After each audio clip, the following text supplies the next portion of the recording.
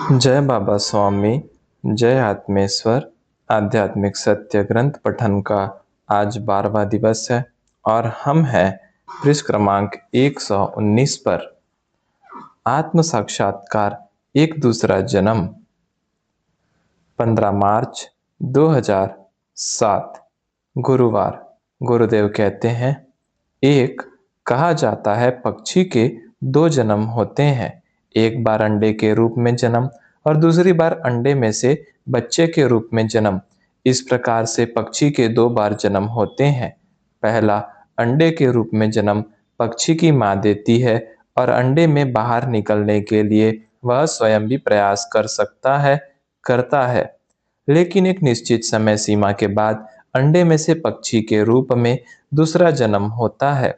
मनुष्य भी माँ के पेट से इस शरीर रूपी अंडे के रूप में जन्म लेता है और शरीर रूपी अंडे में ही अपना जीवन समाप्त कर देता है। इस शरीर रूपी अंडे के मायाजाल में फंसकर रह जाता है।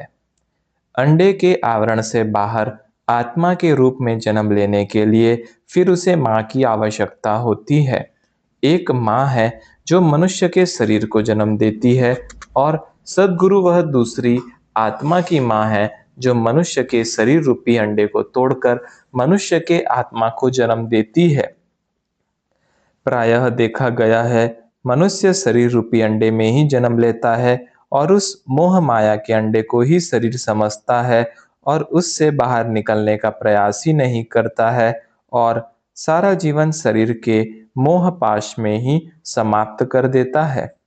लेकिन जब यह शरीर छूट जाता है तो शरीर का मोह पाश समाप्त हो जाता है। तब उसे पता चलता है कि आत्मा का जन्म तो हुआ ही नहीं, लेकिन तब तक बहुत देर हो चुकी होती है। फिर वह दूसरा जन्म लेता है कि इस बार मैं अंडे को पकड़कर नहीं रखूंगा और आत्मा के रूप में संपूर्ण जन्म प्राप्त करूंगा। और फिर वही गलती दोहराता है और अगला जन्म लेता है और यह चक्र चलते ही रहता है। आत्मा के रूप में संपूर्ण जन्म लेने की शुद्ध इच्छा मनुष्य को दूसरा जन्म लेने का कारण बनती है। प्रत्येक जन्म के साथ यह इच्छा बलवान होते जाती है और शरीर का बोध धीरे धीरे कम होता है। पहले बाहरी आवरण बदलते रहते हैं। पहले मनुष्य जन्म की इच्छा तीव्र होने पर मनुष्य जन्म प्राप्त होता है, क्योंकि इसी योनि में आत्मा उत्क्रांति संभव है। मनुष्य का जन्म दरिद्री, गरीब, मध्यम वर्गीय, अमीर ऐसे भौतिक क्रांति में से गुजरता है। जीवन में अमीर होने के बाद भी सुखी नहीं होता तो मोह भंग होता है और फिर शरीर सुख में आत्म सुख की ओर प्रेरित होता है। शरीर के सुखों से क्षण भर का सुख मिल सकता है, शाश्वत सुख नहीं। जब शरीर को इसका अनुभव होता है तभी वह आत्म सुख की इच्छा करता है। आत्म सुख की तीव्र इच्छा उसे आत्म सुख की ओर लेकर जाती है। मनुष्य जन्म आत्मा का आखिरी जन्म है, क्योंकि आत्मा बार बार इसी मनुष्य योनि में ही जन्म लेती है, क्योंकि इस योनि के बाद कोई योनि ही नहीं है। मनुष्य योनि आखिरी योनि है। मनुष्य को बार बार इसी योनि में जन्म लेना पड़ता है और प्रत्येक जन्म में अपनी उत्क्रांति की इच्छा करनी पड़ती है। अंत में मनुष्य योनि से भी मनुष्य की उत्क्रांति हो जाती है। यह आत्मा की उत्क्रांति की प्रक्रिया भी प्रकृति चक्र के अंतर्गत होती रहती है, यानी मनुष्य के जन्म के समय ही इस जन्म में क्या होने वाला है वह निश्चित हो जाता है। सवाल अब यह आता है, जब सब विधि लिखित ही है तो हम प्रयत्न ही क्यों करें? वास्तव में ऐसा नहीं है। अच्छी सामूहिकता के कारण खराब प्रभाव का असर हमारे ऊपर नहीं पड़ता है, असर भी बढ़ जाता है। इस मनुष्य योनि में सामूहिकता का बड़ा महत्व है, क्योंकि सामूहिकता ही उत्क्रांति की आधारशिला है, ऐसा कहा जा सकता है। मनुष्य को यह सामूहिकता का सानिध्य मिल जाए तो समय के अंतराल को कम किया जा सकता है और सामूहिकता के प्रभाव के कारण उत्क्रांति संभव है। मनुष्य के शरीर का जन्म ही आत्मा के जन्म के लिए होता है, लेकिन इन दो जन्मों के बीच कई जन्मों का अंतराल होता है, क्योंकि शरीर के कई जन्मों के बाद आत्मा का जन्म होता है। मनुष्य का जन्म वह रास्ता है जो आत्मा के जन्म तक पहुंचता है। जब तक आत्मा के जन्म की स्थिति नहीं बनती है, आत्मा का जन्म नहीं होता है। यह कह सकते हैं कि शरीर तो फल का छिलका है, वह उतरे बिना भीतर का आत्मरूपी फल प्रकट नहीं होता है। शरीर वाली माँ होती है, ठीक इसी प्रकार से आत्मा को जन्म देने वाली माँ नहीं मिलती, आत्मा का जन्म नहीं होता। सद्गुरु आत्मा को जन्म देने वाली माँ है। जिस प्रकार जीते जी माँ की कद्र बच्चा नहीं जानता, ठीक वैसे ही आत्मा को जन्म देने वाली माँ सद्गुरु की जीते जी कद्र नहीं होती है। जिस प्रकार शरीर को जन्म देने वाली माँ केवल एक ही हो सकती है, ठीक उसी प्रकार आत्मा को जन्म देने वाली माँ भी एक ही होती है। सद्गुरु आत्मा को जन्म देने वाली माँ है, इसीलिए उसे गुरुमावली कहा गया है, यानी आत्मा की माँ। जिस प्रकार बच्चे को जन्म देते समय गर्भ धारण करना पड़ता है, संजोना पड़ता है, प्रसव पीड़ा सहन करनी पड़ती है और अपना सर्वस्व दांव पर लगाना पड़ता है, लगाकर बच्चे को जन्म देना पड़ता है, ठीक इसी प्रकार से सद्गुरु को अपना सर्वस्व दांव पर लगाना पड़ता है, प्रसव पीड़ा सहन करनी पड़ती है, तब कहीं वह किसी आत्मा को जन्म दे सकता है। सद्गुरु तो अपना सर्वस्व दे चुका होता है, फिर भी उसके बच्चे को उसका एहसास तक नहीं होता। इसीलिए प्रसव वेदना का दर्द स्त्रियां जल्दी समझ सकती हैं और समझती हैं। हमें क्या मिला है उसका एहसास ही नहीं है, तो आगे की प्रगति का सवाल ही नहीं। एक जन्म में सब ग्रहण करना कठिन है। हमें क्या मिला है, सबसे पहले उसका एहसास होना अत्यंत आवश्यक है। उसके बाद ही चित्त उस ओर जाएगा, और जब उस ओर जाएगा तो फिर वह भीतर और भीतर उतरते जाएगा। हमारा चित्त इतना बाहर है कि क्या मिला है उसका एहसास ही नहीं होता है।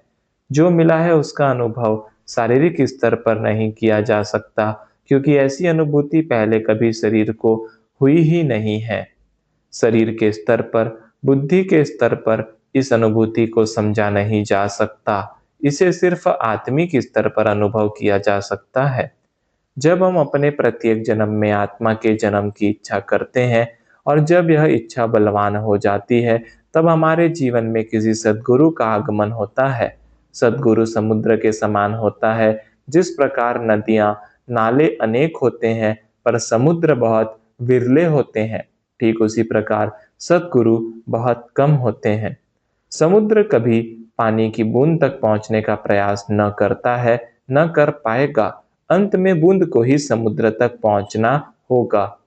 समुद्र अपनी सीमा में शांत बैठा होता है, ठीक इसी प्रकार सद्गुरु अपने स्थान पर स्थित होता है। हमें ही उस तक पहुंचना होता है। सद्गुरु तक पहुंचने की यात्रा जन्मों जन्मों का प्रवास है। कई बार आत्मा की पूर्व जन्म की शुद्ध की गई इच्छा के कारण हम सद्गुरु तक पहुंच भी जाते हैं। हमारी आत्मा का जन्म भी हो जाता है, पर हम पर शरीर का इतना प्रभाव होता है, हम अपनी जीवन की समस्या में इतने ग्रस्त होते हैं कि आत्म जन्म, आत्म साक्षात्कार का एहसास ही नहीं होता। उस एहसास को जानने के लिए हमें आत्मिक स्तर पर जाने की आवश्यकता है। सद्गुरु कहता है, मैंने मेरा सर्वस्व दे दिया, और हम हैं कि हमें कुछ भी एहसास ही नहीं हुआ, क्योंकि शरीर के भोग में से हम निकले नहीं हैं। मुझे भी शरीर के भोग समाप्त हुए बिना आत्म जागृति का एहसास नहीं हुआ। सद्गुरु ने कहा, मैंने मेरा सर्वस्व तुझे दे दिया और मुझे कुछ एहसास भी नहीं हो रहा था। मैं शारीरिक स्तर पर देख रहा था, जब आत्मिक स्तर पर गया तभी अनुभव कर पाया। आत्म साक्षात्कार मनुष्य का दूसरा जन्म होता है। यह आत्मिक स्तर पर होता है। जब तक शरीर के कुसंस्कार नहीं छूटते, तब तक उसका एहसास नहीं होता। मेरे आत्म साक्षात्कार के बाद भी मेरे शरीर के भोग बाकी थे, जो भोगे बिना आत्म जन्म का पता भी न चल सका। शरीर के सब भोग भोगे और बाद में पता चला मेरी मंजिल कोई और है। जब यह जाना, तभी एहसास की ओर ध्यान गया, और यह भी तब जाना जब गुरुदेव के सानिध्य में सामूहिक शक्ति का सानिध्य मिला। गुरुदेव का सानिध्य एक विशाल समुद्र के समान होता है, जहाँ बूंद कहाँ समा गई पता भी नहीं चलता। फिर बूंद का मैं समाप्त हो जाता है और बूंद का अस्तित्व समाप्त होकर बूंद सागर बन जाती है। बूंद को ही सागर बनना होगा। सागर कभी बूंद नहीं बन सकता है। बूंद का ही पूर्ण समर्पण उसके मैं के अस्तित्व को समाप्त कर उसे एक विशाल स्वरूप प्रदान करता है। बूंद को सागर बनने से सागर नहीं रोकता है। वह तो बेचारा अपने स्थान पर स्थित रहकर प्रतीक्षारत है कि कब बूंद सागर बने, पर वह कर कुछ नहीं सकता है। बूंद को बूंद से सागर बनने में बूंद का ही मैं रोकता है, क्योंकि बूंद का अस्तित्व है, इसीलिए मैं का अस्तित्व है। वह सागर बन गई तो मैं का अस्तित्व ही समाप्त हो जाएगा। यह घटना तो मैं के जीवन मरण का प्रश्न होता है और वही बूंद को सागर बनने से रोकता है। मैं का अहंकार शरीर निर्मित है। वह सामूहिकता के समुद्र में जाए बिना समाप्त नहीं हो सकता है। आपको अगर तैरना सीखना है और आपने जमीन पर लेटकर कितना भी हाथ पैर मारने का अभ्यास किया, कितनी भी कैसे तैरना है कि पुस्तकें पढ़ी, तो भी कभी तैरना नहीं आएगा। तैरने के लिए पानी में उतरना ही होगा। ठीक इसी प्रकार आप अहंकार दूर कैसे करें कि कितनी ही पुस्तकें पढ़ लो, वे और अहंकार को बढ़ाएंगी। अहंकार रूपी मैं को समाप्त करने का एक ही मार्ग है। सद्गुरु रूपी समुद्र में अपने अस्तित्व को समर्पित कर दो। तैरना खुद ब खुद आ जाएगा। जब समुद्र आपकी राह देख रहा है, जब वह चाहता है आप आए, तो आपको डुबाएगा कौन? कोई भी तो नहीं। यह डूबने का डर आपका नहीं, आपके अहंकार का है। वही आपको डूबने का डर दिखा रहा है, क्योंकि आप समुद्र में कूदे तो डूबना अहंकार को होगा। मनुष्य के आत्म साक्षात्कार के बाद का जीवन बूंद का नहीं, सागर का जीवन होता है। जीवन में बदलाव सामूहिक ध्यान से आने लगते हैं, क्योंकि मैं की समाप्ति के लिए सामूहिक ध्यान एकमात्र उपाय है। जिस प्रकार एक अंडे के ऊपर दाग हो, तो आवश्यक नहीं कि बच्चे के ऊपर दाग रहेगा। आत्म साक्षात्कार के पहले कोई गलती करता है तो क्षमा किया जा सकता है, क्योंकि जो भी गलती हुई वह अनजाने में हुई, अज्ञानतावश हुई। आत्मज्ञान प्राप्ति के बाद अगर गलती कोई करता है तो जानबूझकर की गई गलती मानी जाती है। आत्मज्ञान प्राप्ति के बाद कई साधकों को ऐसा भी अनुभव आया है कि जीवन में अचानक समस्या खड़ी हो गई, मुसीबतों का पहाड़ टूट पड़ा। ऐसा इसीलिए होता है कि पूर्व जन्म के कर्म तो भोगने ही होंगे, तो पहले खराब कर्म नष्ट होते हैं, बाद में तो कष्ट है ही नहीं जीवन में। इस कारण भी यह होता है। जय बाबा स्वामी, जय आत्मेश्वर।